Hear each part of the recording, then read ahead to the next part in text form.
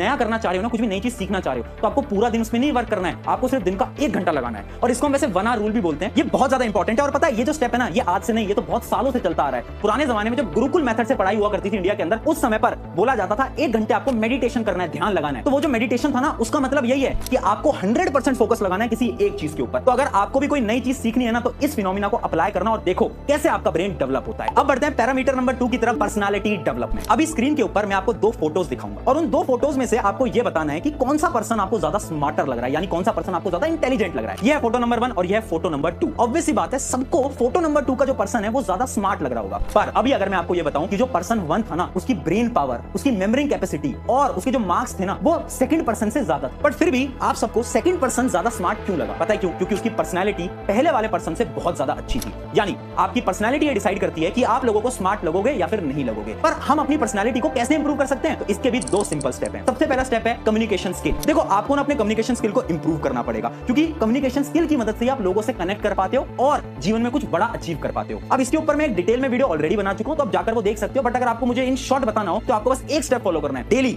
Mirror के सामने खड़े हो जाओ और मिरर में बोलना स्टार्ट करो। अपने एक्शंस को देखो कि आप कैसे बात करते हो, आपका मुंह कैसे हिलता है, आपका फेस एक्सप्रेशन क्या होते हैं, आपके हैंड मूवमेंट कैसे होते हैं, सबको देखो। जब धीरे धीरे प्रैक्टिस करोगे, ऑटोमेटिकली आपके कम्युनिकेशन स्किल इंप्रूव हो जाएंगे। अब आते हैं स्टेप नंबर 2, सराउंडिंग। देखो, एक बड़ी इंटरेस्टिंग रिसर्च करी गई थी हार्वर्ड यूनिवर्सिटी की तरफ से। उन्होंने क्या करा, 100 स्टूडेंट्स को लिया और उनको 2 ग्रुप्स के अंदर डिवाइड कर दिया, ग्रुप ए और ग्रुप बी। तो जो ग्रुप ए के स्टूडेंट्स थे ना, उनकी जो सराउंडिंग थी ना, उन्होंने वो एकदम बेकार कर दी। यानी उन्हें कुछ ऐसी सराउंडिंग में रखा जिसके अंदर बहुत अजीब प्रकार के लोग थे। जैसे कि उनके जो फ्रेंड्स बनाए गए वो ऐसे लोग थे जिनके लाइफ में कोई गोल नहीं थे, उनको कुछ अचीव नहीं करना था, और उनको ऐसे कुछ घरों में रखा गया जिस होम का जो एनवायरनमेंट था वो बहुत ज्यादा नेगेटिव था। जबकि जो ग्रुप बी था, तो जो दोस्त दिए गए वो बहुत ज्यादा अच्छे दिए गए, जिनकी वजह से उनकी जो सराउंडिंग थी वो बहुत ज्यादा पॉजिटिव हो गई। अब इन सभी स्टूडेंट्स का कुछ समय बाद ब्रेन टेस्ट होता है और ब्रेन टेस्ट को देखकर हर एक साइंटिस्ट शॉक हो जाता है, क्योंकि वो जो ग्रुप बी था ना, उनकी ब्रेन की परफॉर्मेंस बहुत ज्यादा थी as compared to group A. इसका यह मतलब है कि आपका दिमाग, आपकी सराउंडिंग में क्या क्या हो रहा है, उसी अकॉर्डिंग आपका दिमाग डेवलप होगा। अगर आपकी सराउंडिंग अच्छी होगी ना, तो आपका दिमाग जल्दी डेवलप होगा, आप जल्दी स्मार्ट बन पाओगे, जल्दी इंटेलिजेंट बन पाओगे। पर अगर आपकी सराउंडिंग ही बेकार होगी, तो उससे क्या होगा ना कि आपके ब्रेन पे भी इंपैक्ट आएगा और आपकी जो लर्निंग पावर है वो भी कम हो जाएगी। इस वजह से